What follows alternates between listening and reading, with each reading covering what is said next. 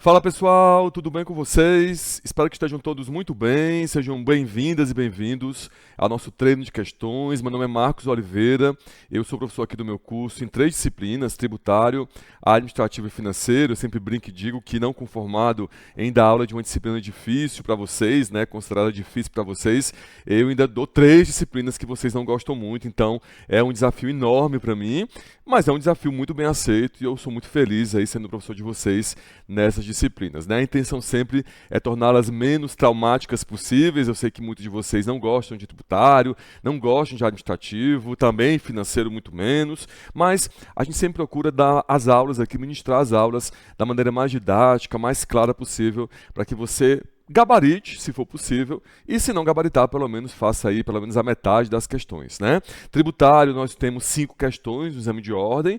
O meu objetivo é fazer com que você gabarite, mas fazendo 3, por exemplo, eu já fico bem feliz, embora muitos alunos nossos, alunas nossas, gabaritem. E é isso. Hoje, nessa aula de hoje, nós vamos trabalhar as questões de tributário de 2 exames, do exame 41 e também do exame 40, né? Um exame que trouxe aí algumas questões, alguns questionamentos bem importantes, bem interessantes. Qualquer dúvida que você tiver, manda para mim no meu Instagram, @MarcosAureliofreitas. No início de cada bloco, a equipe técnica, inclusive está colocando aqui gentilmente, coloca o meu Instagram. Então qualquer dúvida aí que você tiver, reclamação, elogio, orientação, enfim, qualquer coisa, dificuldade, manda para mim no @MarcosAureliofreitas, que vai ser um grande prazer conversar com cada um de vocês, tá bom? E eu respondo sim, tá? Não é só dar o Instagram e depois deixar vocês aí sem resposta, não. Eu respondo sim. Então qualquer coisa é só mandar, tá bom? Vamos então começar o nosso primeiro bloco de questões. Questão 25 do exame 41. Diz o seguinte: Lei Ordinária do Município Alfa, publicada no Diário Oficial Municipal em 30 de setembro de 2020, instituiu uma taxa de fiscalização de estabelecimentos comerciais, TFEC, incidente sobre o setor de materiais de construção. Sua produção de efeitos se deu a partir de 1º de janeiro de 2021, com a finalidade de aferir o cumprimento das normas de segurança e urbanização local, e a taxa passou a ser cobrada por meio de alíquotas específicas, fixadas no valor de R$ 150 para empresas com capital social de até R$ 100 mil, de R$ 300 para empresas com capital social de até R$ 500 mil e de R$ 1.500.000, aliás, de R$ 1.500 para empresas com capital social superior a R$ 500 mil. A Associação dos Empresários daquele setor empresarial pretende questionar essa cobrança. Diante desse cenário, a cobrança da referida taxa, item A, é legal e constitucional, por estar dentro da competência tributária do respectivo município, fundada no seu regular poder de polícia. B, não respeita o princípio da anterioridade, sendo inconstitucional nesse aspecto. C, é devida por atender aos princípios da progressividade e da capacidade contributiva, ao cobrar maior valor sobre a empresa com maior capital social e cobrar menor valor sobre a empresa com menor capital social. E D, é ilegal por ser calculada com base no capital social das empresas. Vamos lá. Sempre que a gente resolve uma questão de primeira fase, na verdade, qualquer questão de qualquer área, é muito importante que você faça, se houver tempo para isso, 2 leituras, né? A primeira leitura, gente, é uma leitura muito nervosa, né? Isso vale também até para a prova de segunda fase.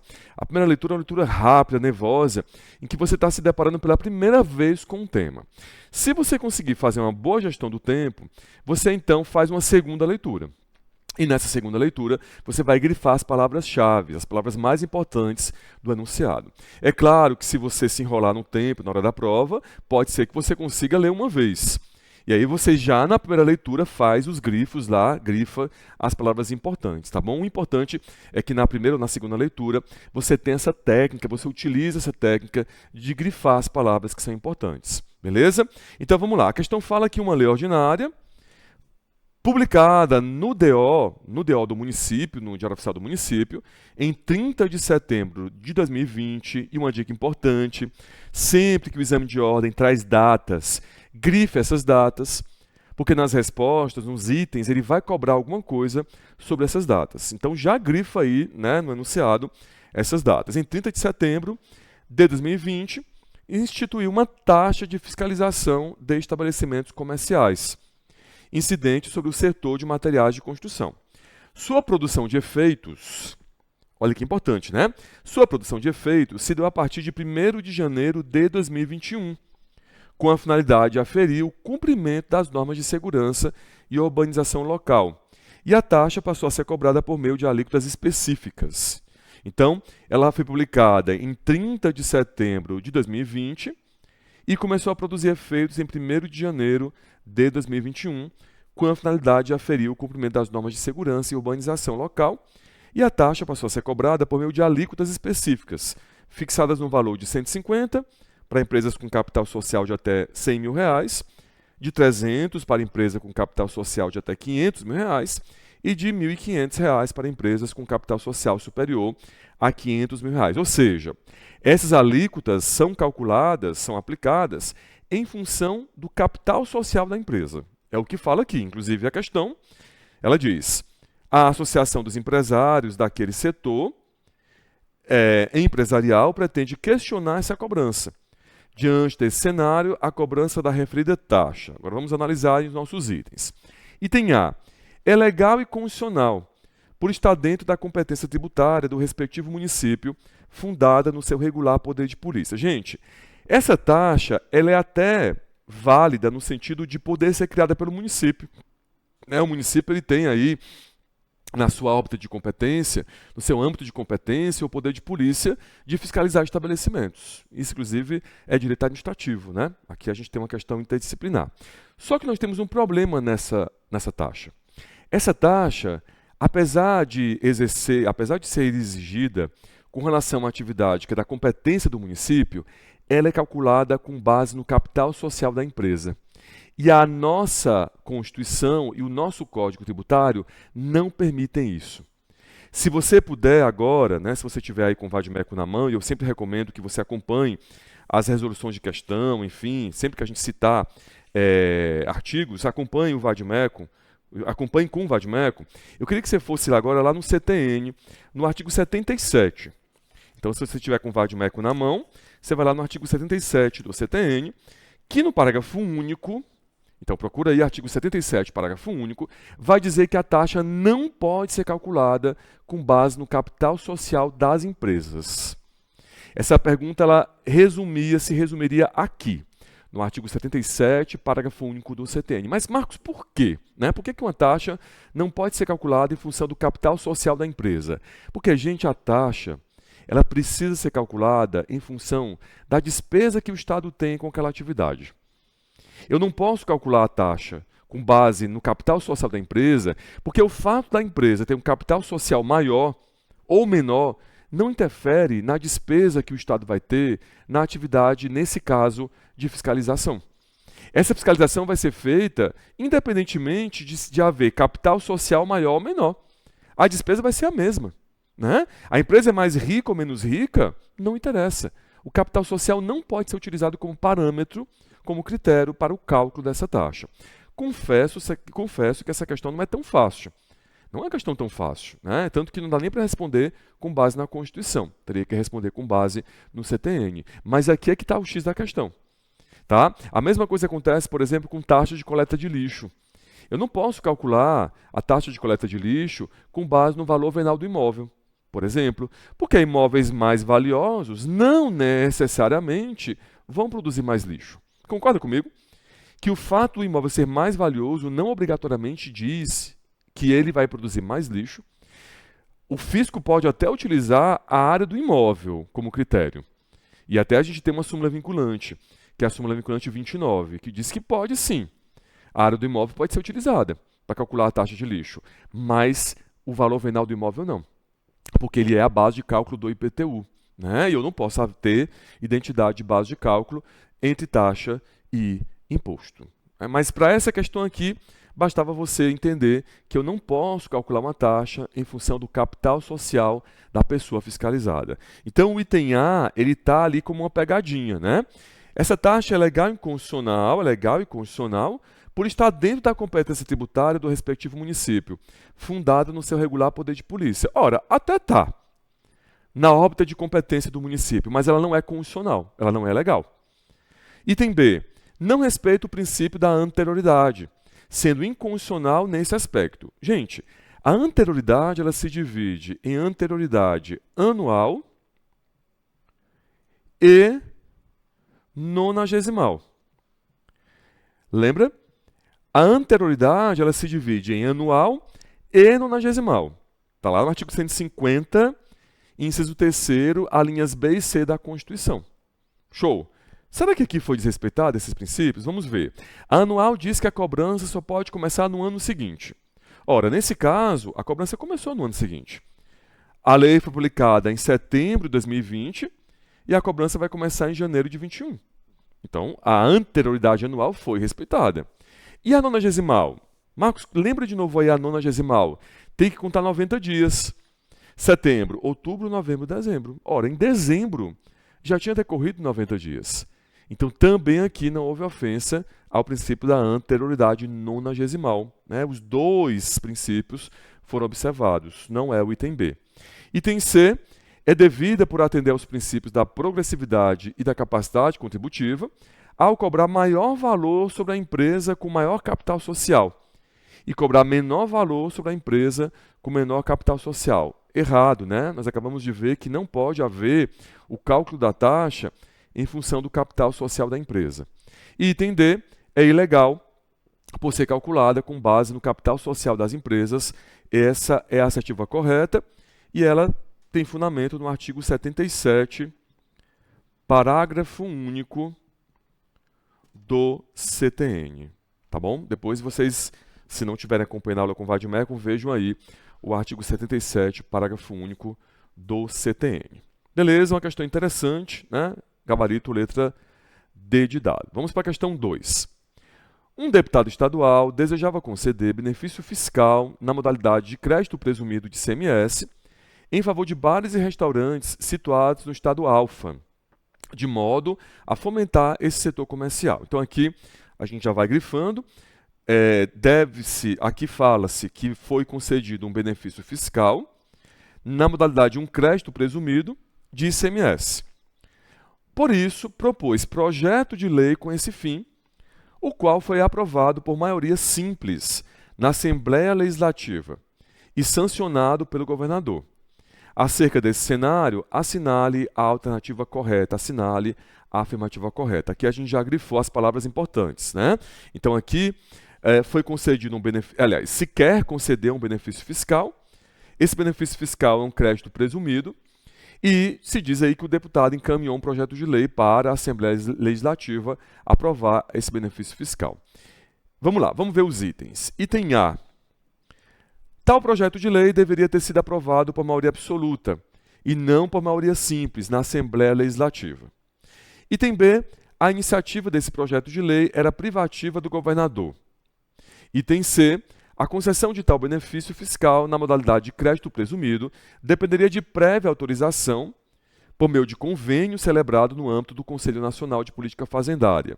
E item D, o governador poderia ter concedido tal benefício fiscal na modalidade de crédito presumido por decreto, não sendo necessária a aprovação de lei estadual nesse sentido. Gente, atenção, essa questão também não é uma questão simples, tá? Esse exame ele pegou um pouquinho pesado em tributário. Quando a gente fala de ICMS, e atentem-se para o que eu estou falando, sempre que se quiser conceder um benefício fiscal desse imposto, do ICMS, tem que haver antes uma autorização unânime dos estados da federação e do Distrito Federal.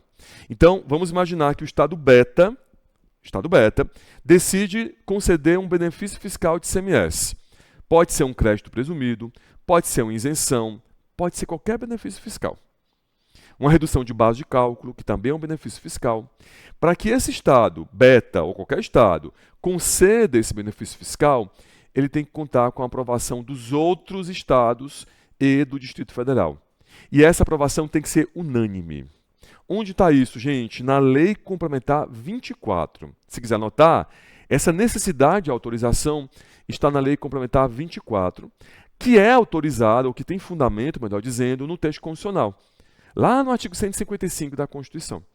Então, nesse caso aqui, para que houvesse a concessão desse benefício fiscal, e aqui a questão fala de um crédito presumido, mas repito, poderia ser uma isenção, uma redução de base de cálculo, e qualquer benefício que fosse, tem que haver aprovação dos outros estados, por unanimidade. Então, dada essa explicação, qual o item correto? O item C. A concessão de tal benefício fiscal, na modalidade de crédito presumido, dependeria de prévia autorização por meio de convênio celebrado no âmbito do Conselho Nacional de Política Fazendária. E aqui, embora o item não fale, essa decisão tem que ser unânime. Essa autorização tem que ser unânime. Ok? Eles se reúnem lá no Conselho Nacional de Política Fazendária, no CONFAS, e por decisão unânime autorizam a concessão do benefício fiscal. Aí o Supremo diz, a questão não cobra isso, pelo menos não exigiu isso, mas o Supremo diz, uma vez autorizado esse benefício fiscal lá no CONFAS, aí o Estado publica uma lei, faz uma lei, publica uma lei concedendo o benefício. Então, primeiro, autoriza no âmbito do CONFAS, aí o Estado que deseja conceder o benefício fiscal, isenção, crédito presumido, ele vai lá e publica uma lei concedendo. A questão é, essa lei é ordinária ou complementar? No caso do ICMS, nós não estamos diante de um tributo que exige lei complementar para a criação dele. E aí é o que eu falo em aula, né? Como é que eu sei que a Constituição exige lei complementar para um tributo? Ela é expressa com relação a isso. No caso do ICMS, lá no artigo 155, ela não exige lei complementar. Não está entre os tributos que exigem lei complementar. E aí, por consequência, pode haver a concessão de um benefício fiscal de ICMS por lei ordinária, desde que primeiro haja autorização dos outros estados da federação e também do Distrito Federal. Então aqui o item A estaria errado por isso, né? Porque ele diz assim, tal projeto de lei deveria ter sido aprovado por maioria absoluta, ou seja, por lei complementar, e não por maioria simples, lei ordinária. Está errado? Poderia ser lei ordinária, não precisaria ser por lei complementar. O item B está errado porque ele fala que a iniciativa do projeto de lei é privativa do governador. E o Supremo diz que não é. Projetos de lei que busquem conceder benefício fiscal de qualquer tributo que seja, não são de competência exclusiva do chefe do executivo. Então, um deputado, um senador, um deputado estadual, no âmbito dos estados, pode ter a iniciativa, encaminhar um projeto de lei para que o benefício fiscal seja concedido. Questão difícil também é essa, né? Então, o item B também estaria errado por isso. E o item D está errado porque ele fala que poderia ser concedido por decreto, né? E o benefício fiscal não pode ser concedido por decreto. Qualquer benefício fiscal tem que ser concedido por lei. Portanto, por decreto, não pode. É inconstitucional conceder benefício fiscal por decreto. Isenção, crédito presumido, redução de base de cálculo, tudo isso é benefício fiscal. E isso só pode ser concedido por lei. Ok? No caso do ICMS, antes da lei, tem que haver uma autorização dos outros estados e também do Distrito Federal. Então, gabarito dessa questão, letra C de casa. Também uma questão difícil. Questão 27. Em 2022, a organização religiosa ABC recebeu em doação lojas que pretende alugar para destinar renda obtida com os aluguéis ao pagamento de auxílio ministerial para a subsistência de seus ministros religiosos e suas famílias. Então ele fala que uma igreja, uma organização religiosa, recebeu em doação algumas lojas e vai alugar essas lojas para destinar a renda obtida com os aluguéis ao pagamento de auxílio ministerial, né, para os ministros religiosos e para suas famílias.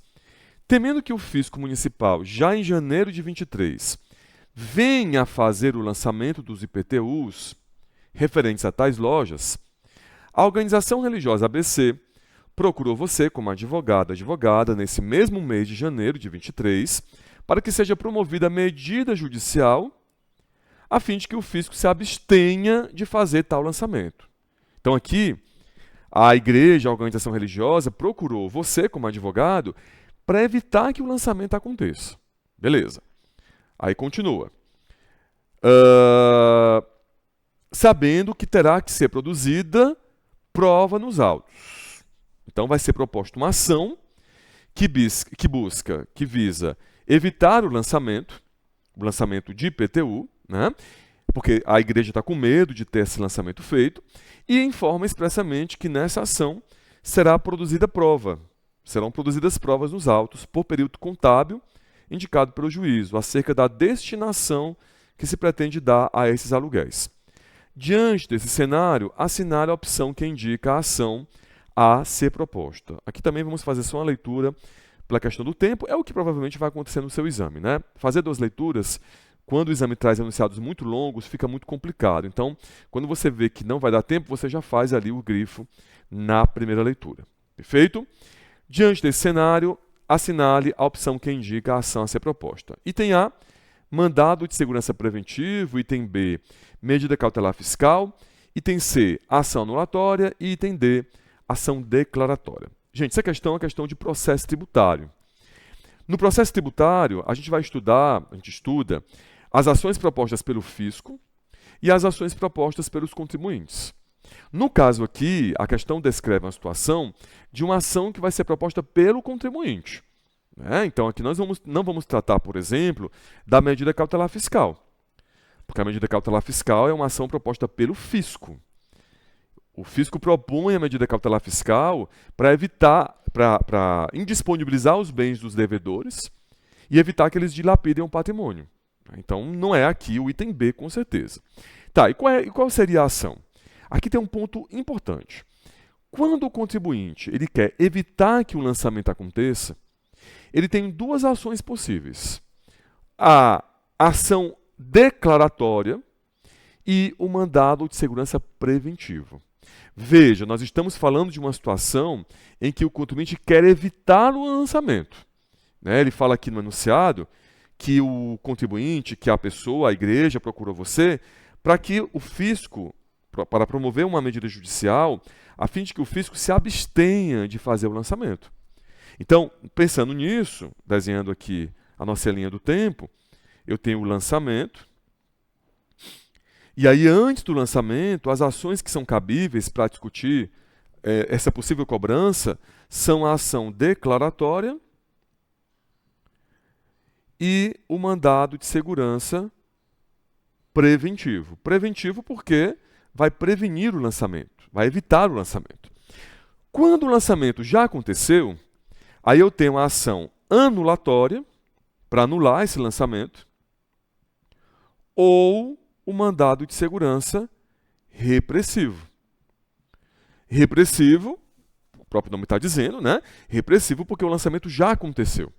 Então, percebam que o lançamento é a nossa linha do tempo, não, desculpe. O lançamento é o nosso marco temporal.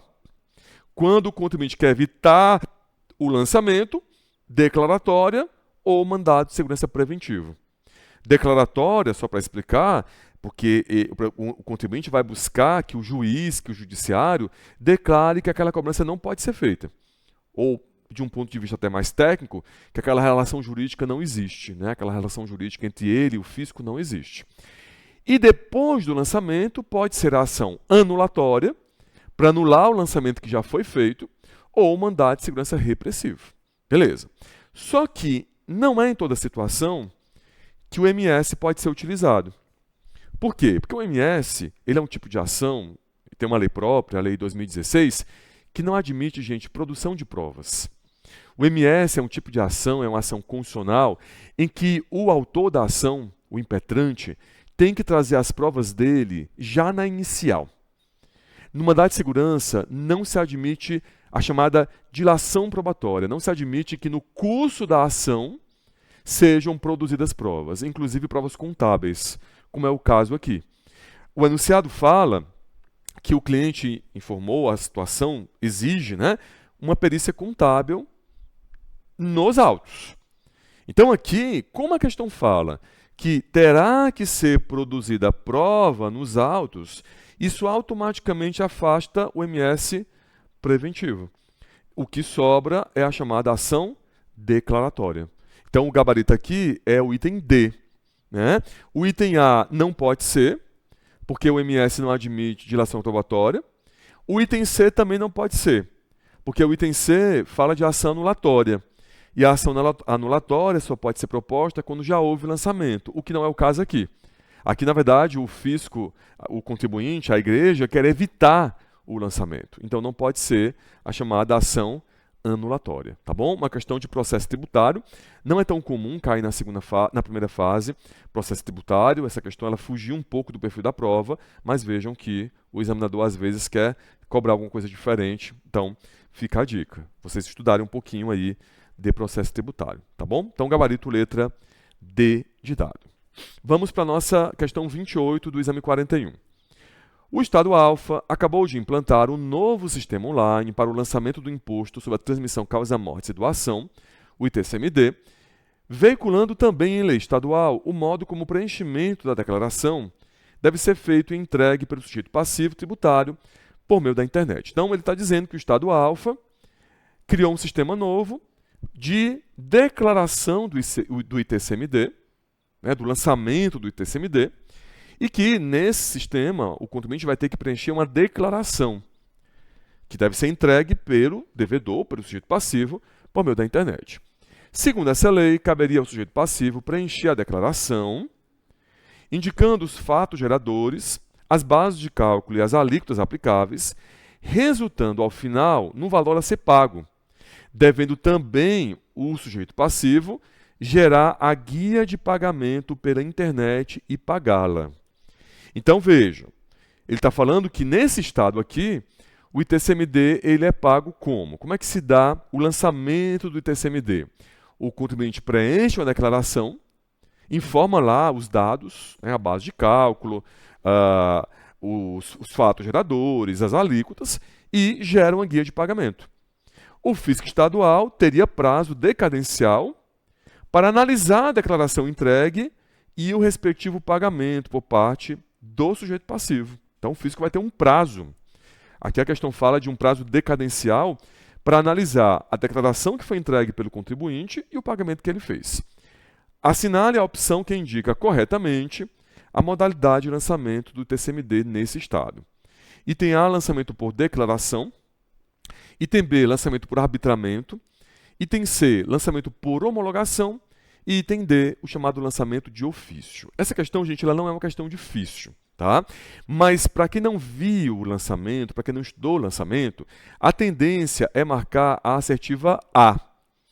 Porque a assertiva A fala de uma declaração, né? E aí, como no enunciado da questão se fala de uma declaração, a tendência de quem não estudou é apontar a opção A, lançamento por declaração. Só que não é lançamento por declaração. Vejam, nós temos basicamente três tipos de lançamento. O lançamento de ofício, o lançamento por declaração e o lançamento por homologação.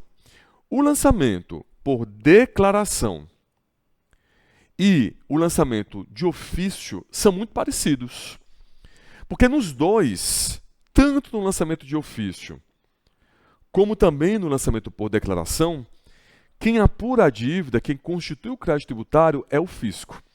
E aí o contribuinte espera o fisco dizer para ele quanto ele deve e ele faz o pagamento com base no valor que o fisco calculou. Então vejam, no lançamento por declaração e no lançamento de ofício, o fisco constitui o crédito tributário. Ele calcula o valor e apresenta esse valor para o contribuinte. E aí é com base nesse valor que foi constituído pelo fisco que o contribuinte vai fazer o pagamento. Qual é a diferença dos dois? Rapidamente falando, no lançamento por declaração, o fisco calcula o valor do crédito devido com base em informação prestada pelo contribuinte. É o que acontece, por exemplo, o exemplo que eu dou em sala de aula é o exemplo do imposto de importação sobre bagagem acompanhada. Você chega lá na alfândega, na Receita Federal, num aeroporto, aqui, por exemplo, de Guarulhos, passa lá na fila a declarar.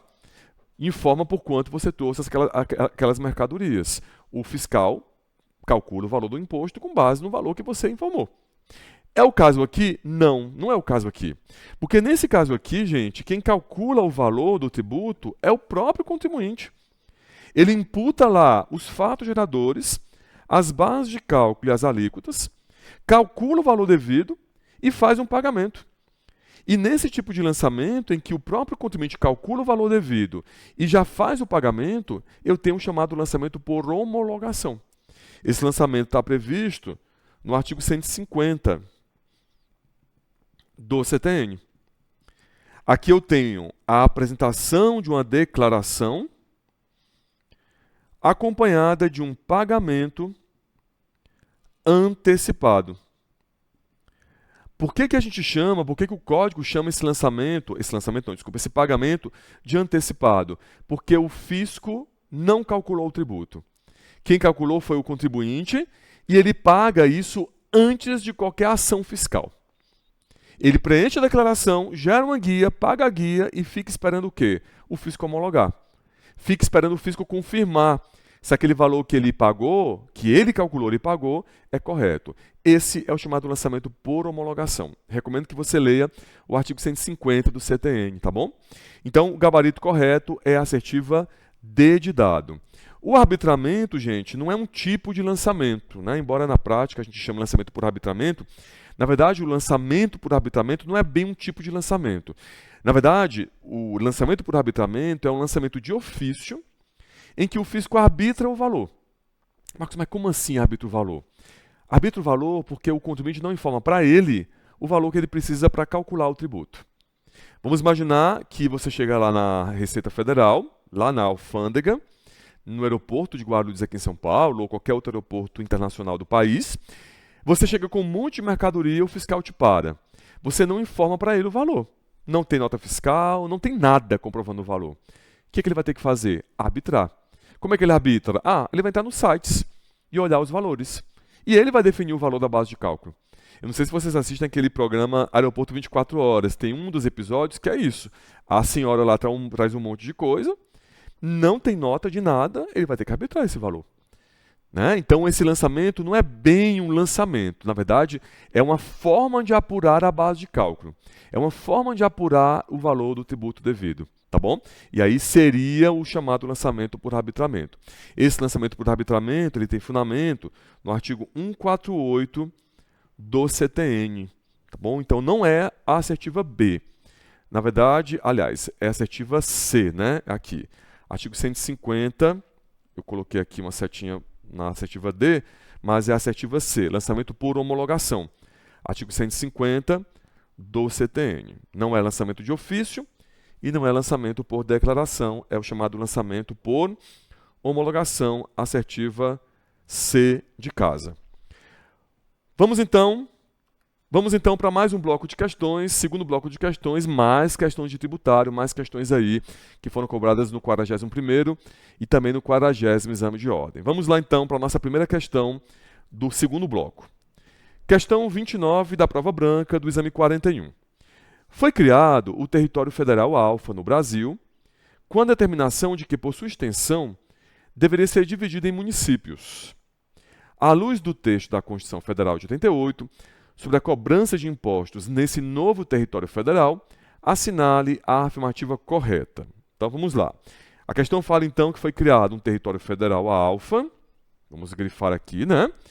Com a determinação de que, por sua extensão, deveria esse território ser dividido em municípios. E aí a questão diz, à luz da Constituição, sobre a cobrança de impostos nesse novo território, assinale a afirmativa correta. Item A.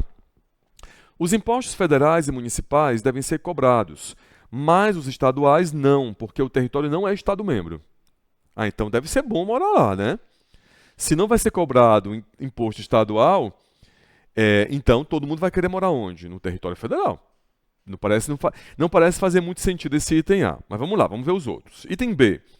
Os impostos federais e estaduais cobrados pertencerão à União, enquanto os impostos municipais pertencerão a cada um dos municípios em que está dividido o território.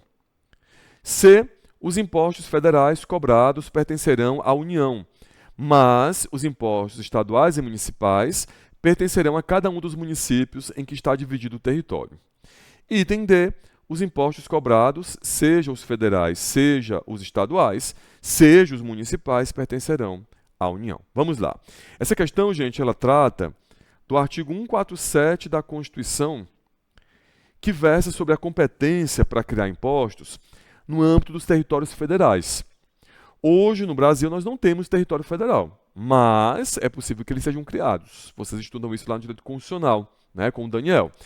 Lá no Direito Constitucional, a gente estuda como é que cria esse território federal, enfim, os detalhes sobre a criação dele. Mas aqui na área tributária, no nosso direito tributário, A nossa preocupação não é bem com a criação do território. A nossa preocupação é, beleza, criado esse território federal, quem vai cobrar os impostos nesse território? Porque, veja, o território federal, ele não é ente político federativo. O território federal, gente, não é um ente político federativo. O território federal, na verdade, e aqui é direito administrativo, é autarquia. Marcos, então o território ele é uma autarquia? Sim. A natureza jurídica do território é natureza de autarquia. Tudo bem, não é uma autarquia comum, né? Não é uma autarquia qualquer. É chamada de autarquia territorial. Porque a União faz o quê quando ela cria um território federal? Ela pega uma parte do seu território e descentraliza.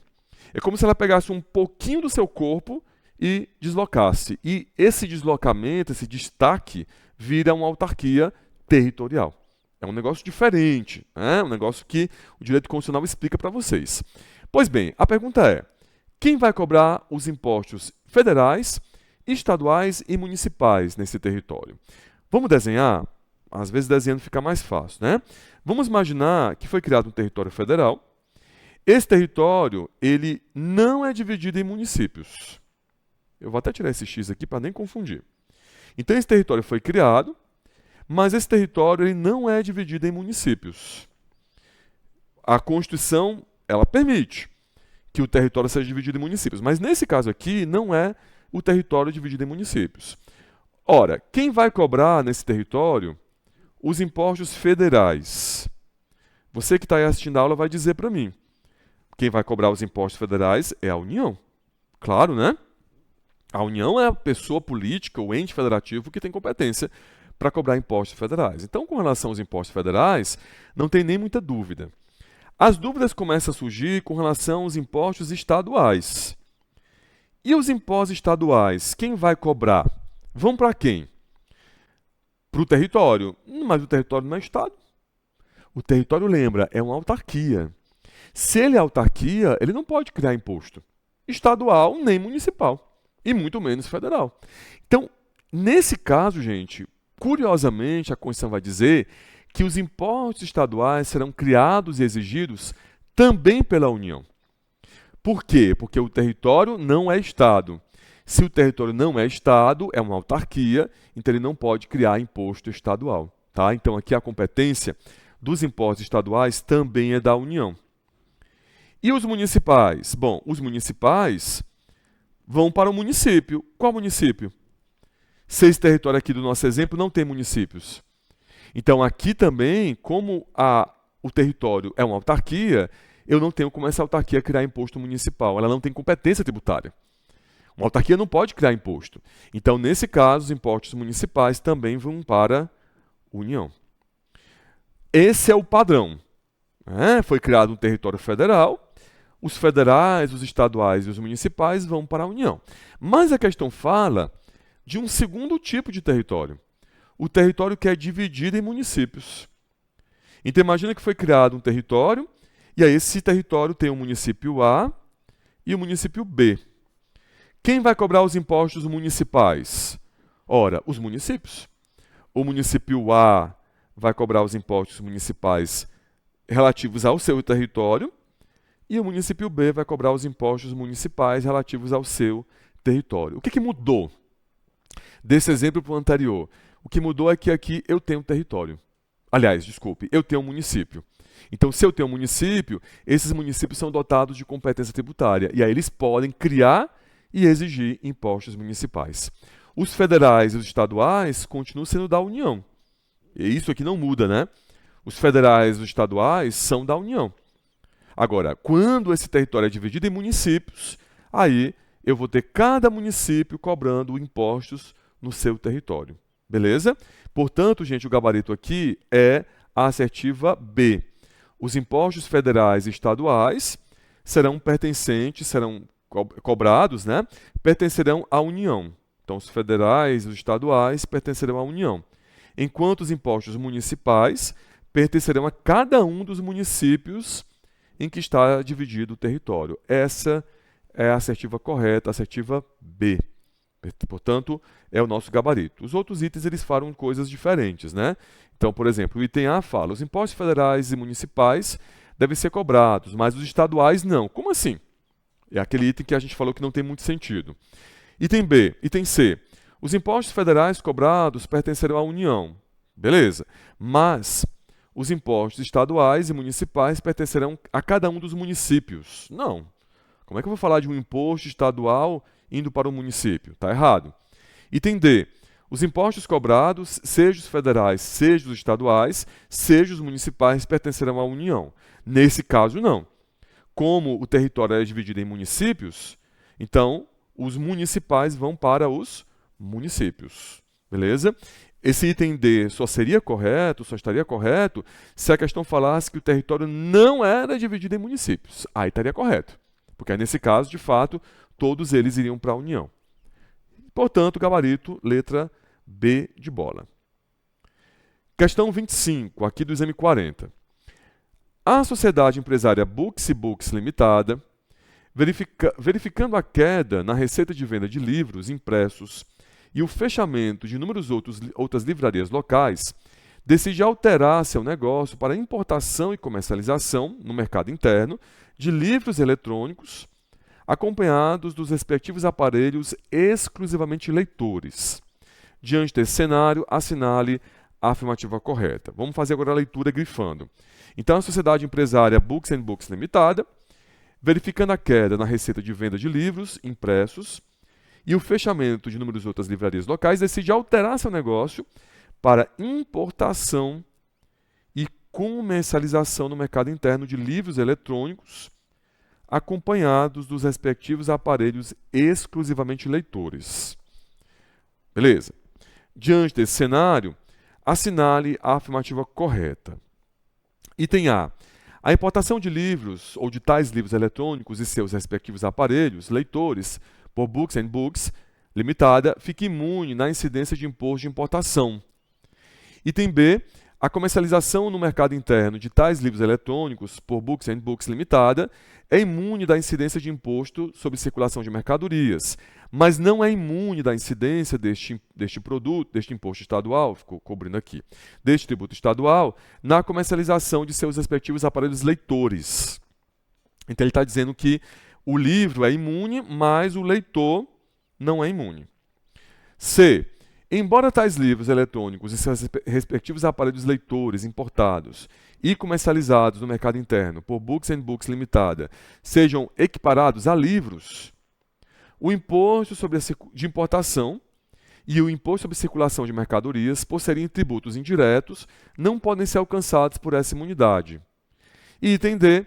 Os livros eletrônicos e seus respectivos aparelhos leitores importados e comercializados por Books Books Limitada não podem ser equiparados a livros, razão pela qual não incide qualquer imunidade sobre a importação ou a comercialização deles no mercado interno. Gente, essa questão, até eu peço para que vocês leiam essa súmula, ela é respondida por uma súmula vinculante do Supremo, que é a súmula vinculante 57 do STF. E ela envolve a imunidade prevista no artigo 150, inciso 6º, a linha D da Constituição.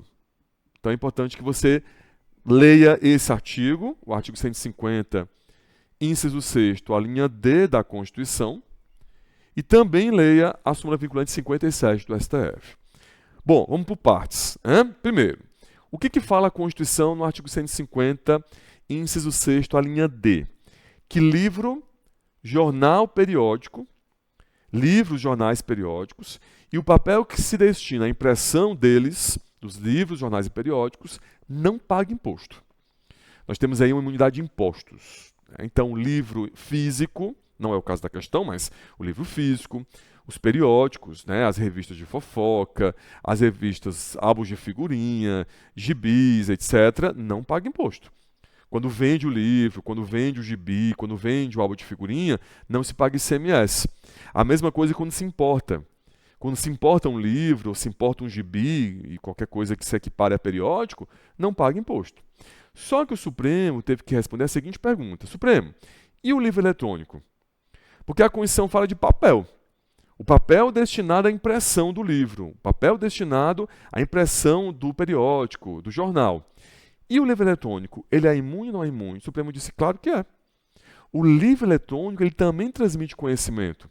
A intenção dessa imunidade, qual é?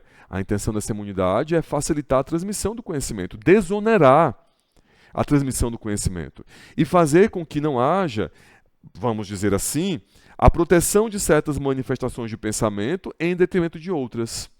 Porque imagina se não existisse a imunidade cultural.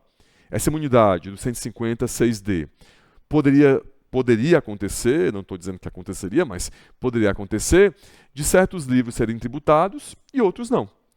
Então, alguns livros que estivessem ali de acordo com a orientação da pessoa que estivesse no poder, não seriam tributados. E outros livros que fossem contrários à orientação do presidente, do governador, enfim, do prefeito, seriam tributados. Para evitar isso, nenhum livro paga imposto. Nenhum jornal paga imposto, nenhum periódico paga imposto. E aí, o que o Supremo disse? Olha, o mesmo conteúdo, a mesma finalidade que o livro físico tem, o livro digital também tem. O livro eletrônico também tem.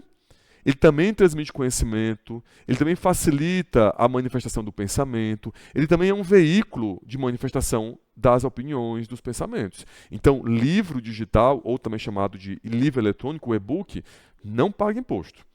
E mais, como o e-book ele não é físico, eu preciso também imunizar os equipamentos que se destinem à leitura desse e-book, que se destinem exclusivamente à leitura do e-book.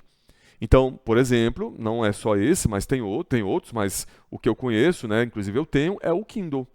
O Kindle é um equipamentozinho pequeno em que você consegue ler ali um livro digital, um livro eletrônico. Esses equipamentos também são imunes a imposto. Né? Claro, não é qualquer equipamento que lê livro. Tem que ser um equipamento destinado exclusivamente a esse fim. Por exemplo, um celular ele pode ser utilizado para ler um livro. Tem aplicativo do Kindle no celular, mas não é essa a sua única finalidade. Pelo contrário, né?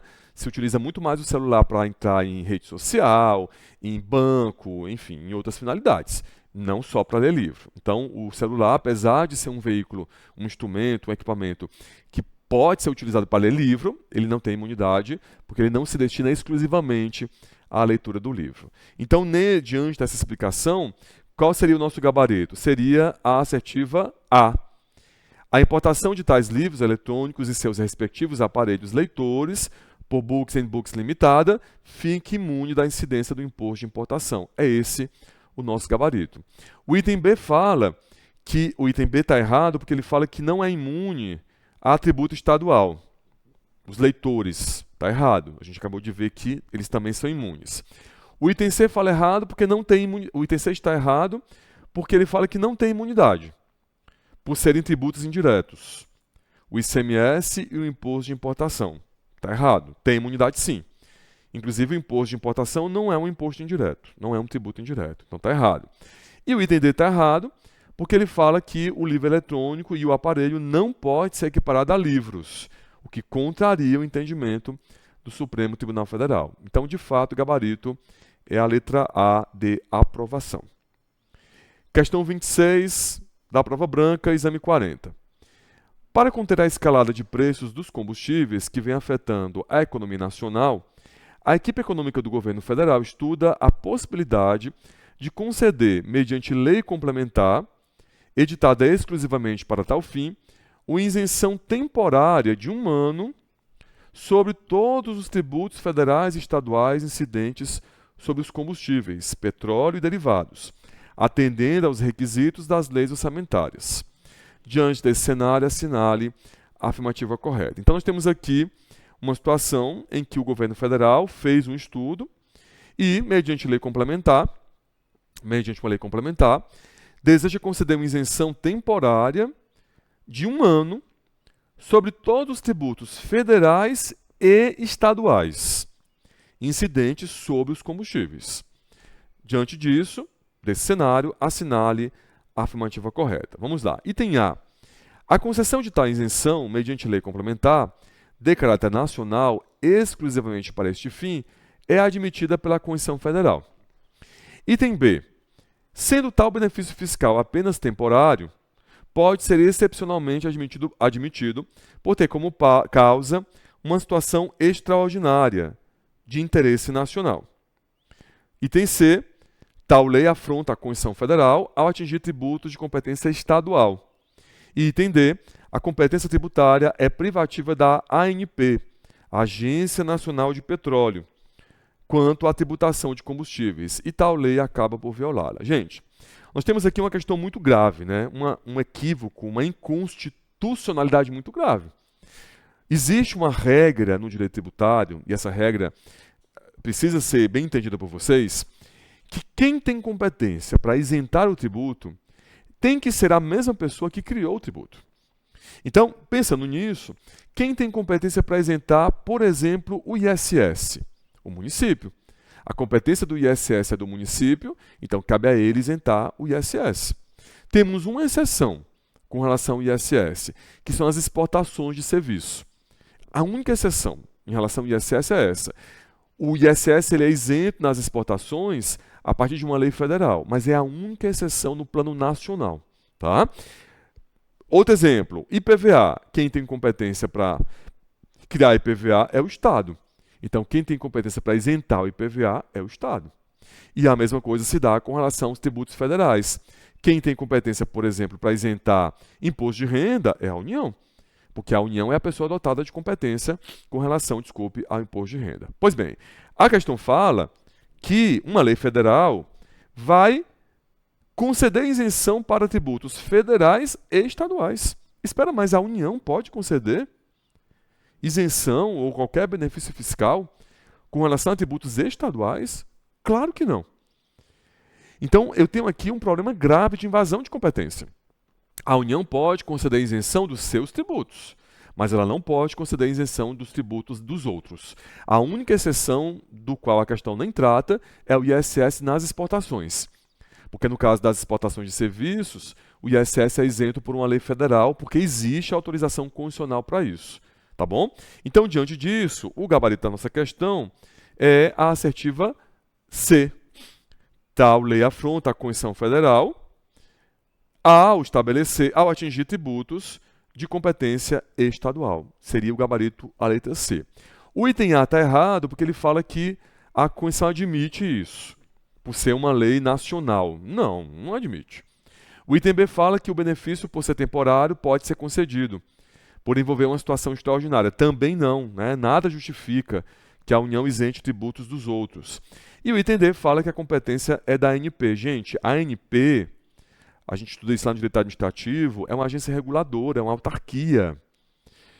Nós acabamos de falar sobre isso. Autarquias não podem conceder isenção de tributo. Autarquias não podem criar tributos. Lembra do território federal? O território federal ele não é ente federativo, é uma autarquia. Então, o território federal, por ser uma autarquia, assim como a ANP, não pode criar um tributo, extinguir um tributo, conceder benefício fiscal. Por isso que o item D também está errado. A competência é da ANP. Como assim? A ANP é uma autarquia.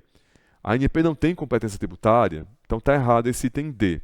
Gabarito, de fato, assertiva C de casa. Uma questão relativamente simples. E a nossa questão 27 do exame 40. Diz assim: João e José decidem constituir uma sociedade empresária denominada Informática ABC Limitada, especializada na prestação de serviços na área de informática. João integralizou 50% do capital social da sociedade com dinheiro. E José integralizou seus 50% com um imóvel de sua propriedade localizado no município Alfa. Então nós temos aí dois sócios. O primeiro sócio, João, que integralizou o capital social com dinheiro, e o segundo sócio, José, que integralizou o capital social com um bem imóvel, com o imóvel dele, que é situado no município Alfa, a ser utilizado como sede da empresa. 2 anos depois do início das atividades da sociedade empresária, da Informática ABC Limitada, José, que é o sócio, recebe uma notificação da Secretaria da Fazenda do município Alfa por falta de pagamento do ITBI, devido no ato da integralização do capital social da empresa por ser ele, segundo a legislação local, o contribuinte deste imposto. Diante desse cenário, assinale a afirmativa correta. Item A. José é responsável solidário pelo recolhimento do ITBI incidente sobre essa transmissão. Item B. As empresas do setor de informática, por expressa disposição de lei complementar nacional, estão isentas do pagamento de ITBI. Aqui tem um problema, né? Uma lei nacional isentando ITBI não faz muito sentido, mas vamos continuar. C. É devida a cobrança de ITBI, uma vez que houve a transmissão da propriedade do imóvel de José para a empresa informática ABC Limitada, no ato da integralização do capital social. E o item B. O ITBI não incide sobre a transmissão de bens incorporados ao patrimônio da informática ABC Limitada em realização de capital. Gente, essa questão é uma questão bonita, uma questão interessante. E essa questão, se você puder acompanhar comigo, ela tem fundamento no artigo 156, pega aí, parágrafo 3º da Constituição. Então você vai lá no artigo 156 da Constituição, no parágrafo 3º, aliás, desculpe, no parágrafo 2º, não é 3º, 2º, inciso 1º. Vamos anotar, né? Artigo 156, parágrafo 2º, inciso 1º da Constituição. O que diz o artigo 156, parágrafo 2º, inciso 1º? Bom, primeiro, antes desse artigo, é importante lembrar que o ITBI é um imposto de competência municipal. Esse imposto ele é importantíssimo para o município e ele incide quando ocorre a transmissão de bens imóveis intervivos de forma onerosa. Né? Não só a propriedade, mas os direitos reais como um todo, menos os direitos reais de garantia. Resumindo, primeira fase, quando se transmite um bem de um vivo para outro vivo de forma onerosa. Por exemplo, uma transferência em razão do contrato de compra e venda. Eu pago tanto para você, você transfere para mim o bem imóvel e, nesse caso, eu tenho o fato gerador do ITBI. Né? ITBI é um imposto muito importante. O ITBI, o I é de imóvel. Né? Esse imóvel é transmitido entre vivos. Marcos, e se houver a transmissão de uma pessoa viva para uma pessoa morta? Aliás, desculpe, de uma pessoa morta para uma pessoa viva, por herança. Nesse caso, incide ITCMD. E aí nós não temos o imposto de competência do município. Aí nós temos outro imposto, que é o ITCMD, que é de competência dos estados. E também no caso de doação. Né? No caso de doação também incide ITCMD e não ITBI. O ITBI é só quando é entre pessoas vivas e é de forma onerosa. Se for doação gratuitamente, podemos dizer assim, né? Então vai incidir ITCMD. Só que aqui nesse artigo, que eu recomendei que vocês leiam, tem uma exceção a essa regra. Porque nós temos uma imunidade tributária. O que fala esse artigo? Ele fala que se uma pessoa integralizar o capital social de uma empresa, vamos imaginar que aqui eu tenho uma pessoa jurídica, e aí um sócio, ele integraliza o capital social da empresa por um bem imóvel. Nesse caso, a Constituição assegura que não vai haver incidência de ITBI. É uma imunidade. Né? A princípio, poderia haver incidência, porque eu tenho uma transmissão onerosa de bem imóvel, da pessoa física do sócio para a pessoa jurídica cujo capital social está sendo integralizado. Mas aí, nesse caso, a Constituição afasta a cobrança, exatamente para, digamos assim, fomentar, estimular a criação de empresas.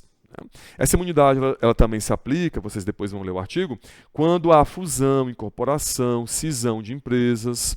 Então, se uma empresa, por exemplo, incorpora outra empresa, não é o caso da questão, mas poderia ser, quando uma empresa incorpora outra empresa, os bens imóveis da empresa incorporada passam a ser da incorporadora. Vamos imaginar que a pessoa A incorporou a pessoa B. Os bens imóveis da pessoa B passam a fazer parte do patrimônio de A. Também aqui não incide ITBI, tem uma imunidade de ITBI.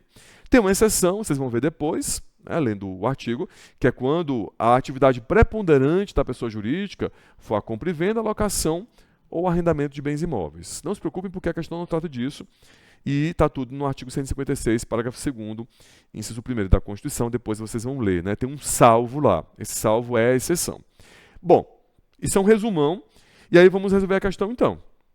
A questão diz assim, item A, José, lembra que José, ele foi a pessoa que integralizou o capital social com o bem imóvel. Então ele diz, José é responsável solidário pelo recolhimento do ITBI incidente sobre essa transmissão. Está errado porque não incide ITBI. Item B, as empresas do setor de informática, por expressa disposição de lei complementar nacional, estão isentas do pagamento de ITBI. Está errado, não existe isso. Item C, é devida a cobrança do ITBI, uma vez que houve a transmissão da propriedade do imóvel de José para a empresa informática ABC Limitada, no ato da integralização do capital social. Está errado. Existiu sim a transmissão da propriedade, obviamente que houve, mas no caso eu tenho uma imunidade ITBI. E aí o que acaba sobrando aqui para nós, que é o item correto, é o item D. O ITBI não incide sobre a transmissão de bens incorporados ao patrimônio de informática ABC Limitada em realização de capital. Então, gabarito, letra D, D dado. Esse é o gabarito da nossa última questão. Beleza?